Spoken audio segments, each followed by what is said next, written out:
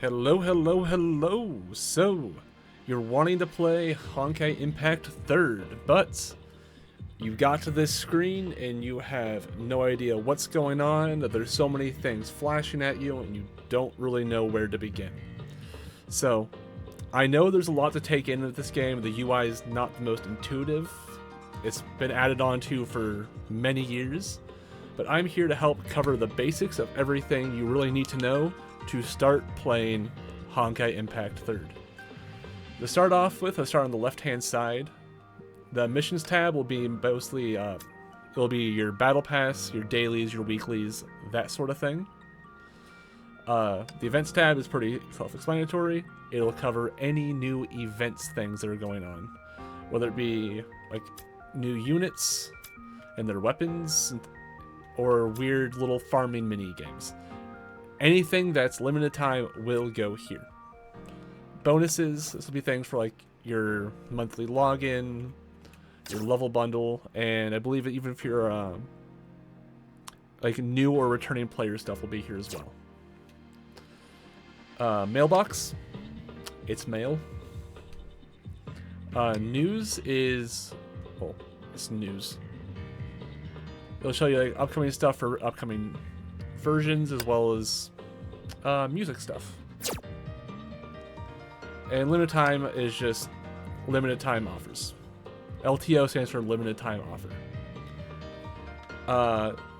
Right here in the top right, or sort of near the middle, is a news banner. You can sort of cycle through it. The attack button, attack tab, is basically where you'll go to go do stuff. This is like the activity menu.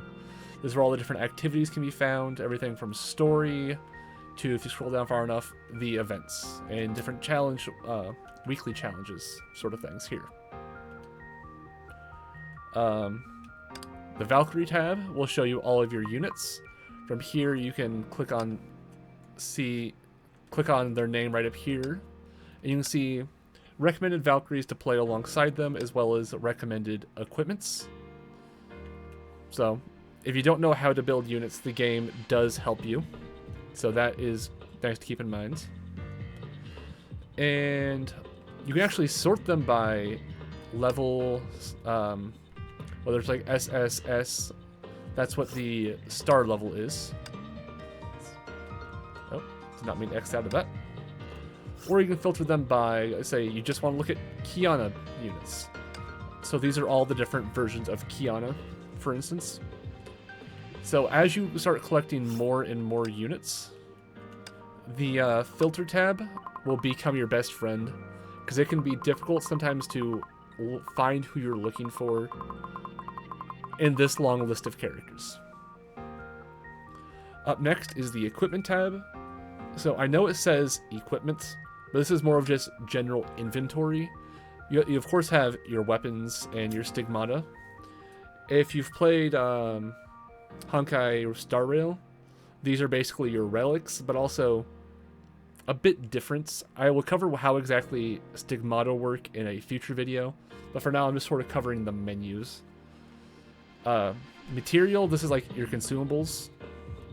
I will get back to this in a second. Basic, this is like gold. This is your different, like, bunch of different currencies that are used all over the different place. Forging is your crafting materials. Events is event materials. And fragments, these are for ranking up your different Valkyries. Now, also importantly, from the equipment tab, you can access the Forge. The Forge is where you will craft and upgrade weapons. So not every weapon is got from the gacha system. There are many that can be crafted. So, if you scroll down a bit, so all these ones can be crafted with materials that are farmed in-game, as well as these ones. But anything that are in the pre-arms are not always farmable in-game, because they require to be a different weapon to be upgraded into them.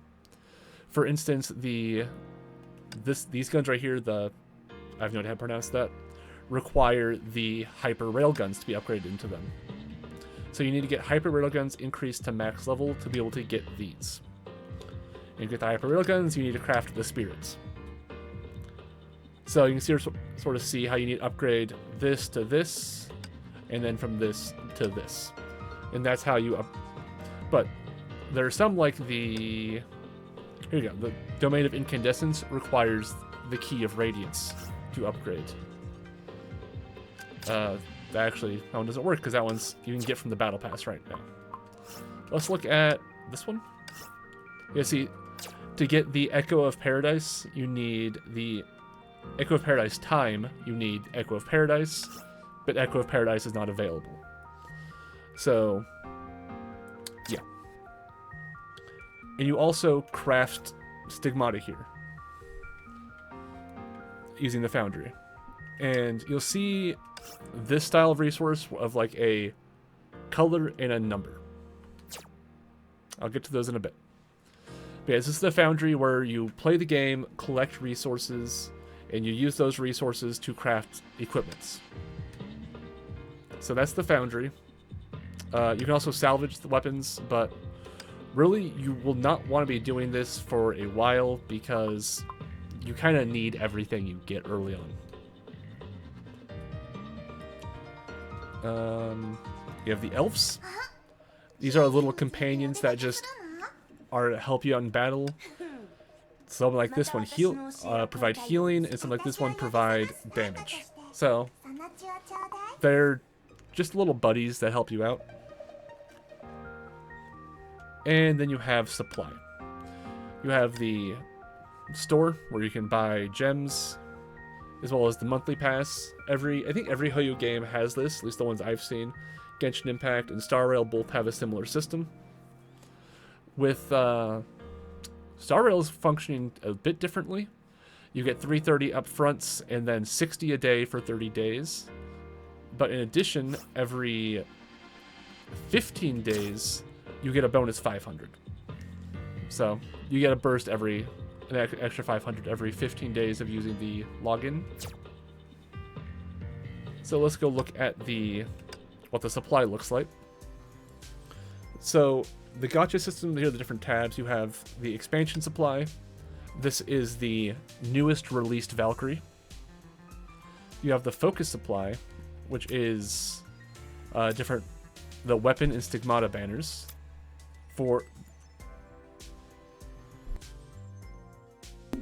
Had a cough, had to mute myself for a second there. You have the event supply, which is like a another rotating one that sort of reruns older units who haven't. Yeah, just sort of reruns older units. Outfit supply is really interesting. It's where you get outfits. It's kind of obvious. But it's also like a guaranteed thing. It's like these are all the different items you can get if you pull from it, and you can only get each one once. So for instance, if the first one's always free on the outfit supply, so it's always worth doing because it's free. I got the 2000 Asterites.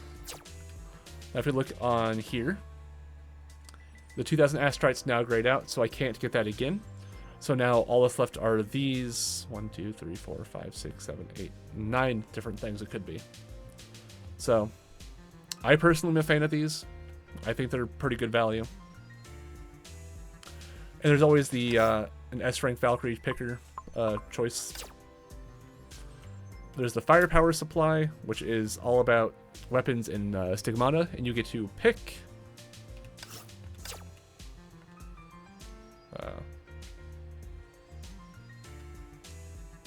here it is. You get to pick which weapons and stigmata you want to have an increased drop rate, which I find it really nice. Let you like sort of really customize what you're trying to pull for. And then you have the dorm supply, which is the standard banner from Star Rail, that style of thing. So now the attack menu has a whole lot of stuff to go into. So let's start covering the attack menu, since there's a whole lot to do there. So you have the story. So this is it's the story. You print credits by chapters 1 all the way up to 41 at the moment. 41 is the newest chapter. You'll be probably spending a lot of time in there because the story is really good and worth playing. It's what got me really hooked onto the game was the story. Co-op is where you can get some unique weapons that are only available through co-op, as well as the materials to upgrade those weapons. The open world there's a bunch of different open worlds that all have like their own little stories to go alongside them, as well as some unique equipment you can get. So these are also worth doing. But these ones are a bit spoilery, so I wouldn't recommend going into them super early. But the Sakura Samsara and the Shixal HQ are definitely worth looking into. Chronicles is a way to get some another way to get some equipment as well as some units. They are, again, anytime you can get weapons or units, I'd say it's always worth doing because free stuff is good. And yeah, I like free stuff. Material expeditions. These are daily challenges you can do, daily missions you can run to get resources. So these are the material events tab. But if you look here, there's an expeditions tab. Now these ones I would, as a new player, the only one of these I recommend doing daily is the weapons one. Let me quickly run this. I've already done it today. Oops. Yeah, the weapons one is very important because you get a chance to get this. You sort of see it sitting here. And that is very important because it's a way to get, I've been saying this a lot, free weapons. You get yourself some free 4-star weapons, which is really nice. I put off doing this for a long time because I'm stupid. So I haven't actually gotten all of these yet. I almost have all of them. But yeah, those are a great way to get free resources, honestly. Oh, I'll get back to that in a sec. I'll get to that in a second. I'm getting ahead of myself. So we've covered all of this right here. Now let's go down here for a second. These three. This is your functionally a pause menu. It's where you can see your achievements, your collection, and a whole bunch of different stuff. Settings, different little stickers you can have sitting right there. This one's my favorite. You can also access the mail from here as well. The dorm, which is like a little housing thing. Now, what's really important about here is coins and reserve stamina. I don't have any at the moment. But I think the most important two things about here are the errands and the dorm shop. The errands are you send Valkyries out to collect resources, which the important one being the work points card. So you click on it. I usually just hit quick dispatch and send them out to do. I'm out of points. So you get onigiri resource for this. Then you take those cards and you buy things out of here. This is the dorm shop.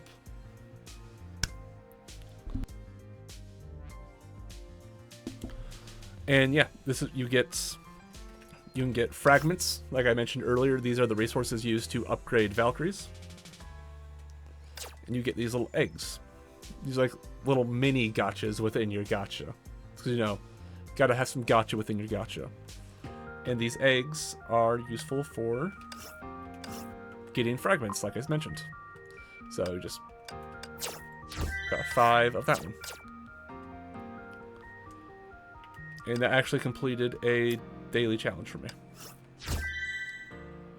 So, time for the most confusing part of this game. Genuinely, I think this is the most confusing part. Actually, let's go back to the attack. Now, as you level up, you'll slowly unlock all of these different challenge options. These are the 4 that are only... Wow, words. These are the only 4 that are really important. This is They're all different weekly challenges that as you do them, you are able to earn a resource. Can I see the resources, please? Yeah. So this resource, Ancient Legacy, and there's another one as well. Of course, I can't see any right now. But those are different currencies for unlocking different Valkyries. And then you have Universal Mirage. These are the resources. This is the game mode you do to get these resources, which are what you use for crafting in the foundry. This is one of the primary resources, at least, and there's 4 different tiers. You can see 4, 3, 2, 1. So this is for getting those resources, and there's one for every element. So ice. These are the ice-themed ones. These are the fire-themed ones. These are the electric, and these are the physical. And to clear these, you want to bring units that match the element of this. So if you're clearing this one, you want to bring electric units. And if you're clearing this one, you want to bring physical units. That's pretty straightforward. And then you pick this, you look at the rewards, and you go for whatever you're farming for.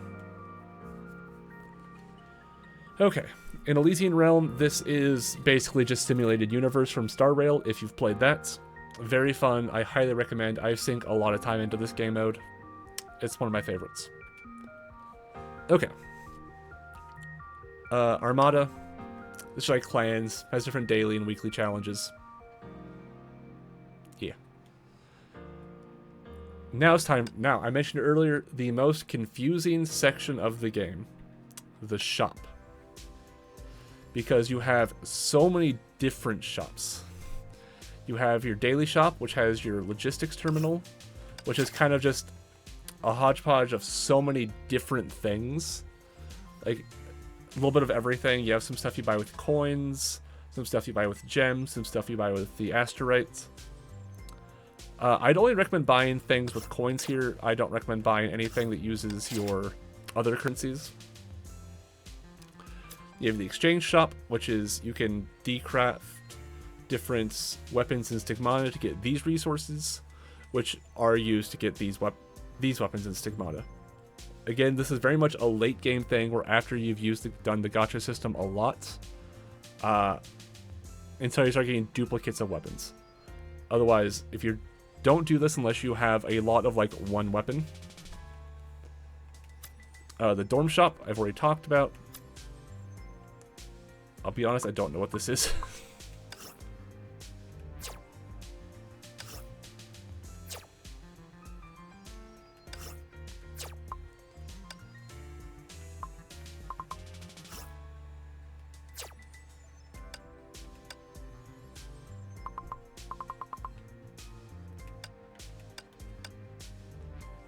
So I guess this is once you get a Valkyrie to SSS and you start getting extras of them, you can convert them into these resources.